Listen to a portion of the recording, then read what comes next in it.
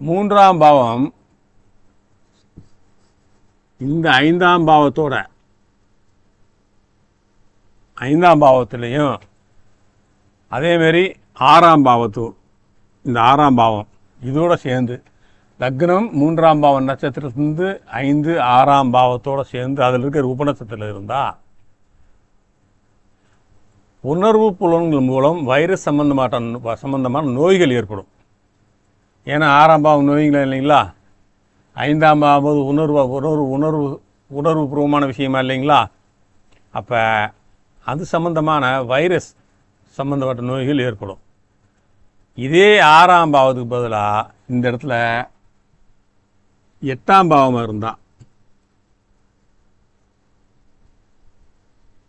பாருங்கள், லக்னம் 3ஆம் பாவ நட்சத்திரத்திலிருந்து 5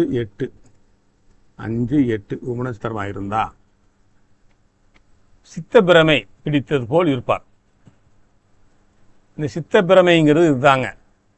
ஏன்னா அறிவு அப்படிங்கிறது 5ஆம் பாவம், உணர்வு பூர்வமானது 5ஆம் பாவம்.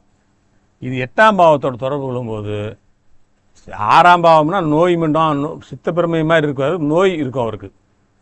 ஆனால் 8ஆம் பாவம் தொடர்பு கொள்ளும்போது சித்தப்பிரமை பிடித்த மாதிரியே இருப்பார், ஒன்றுமே செய்ய முடியாதவரை.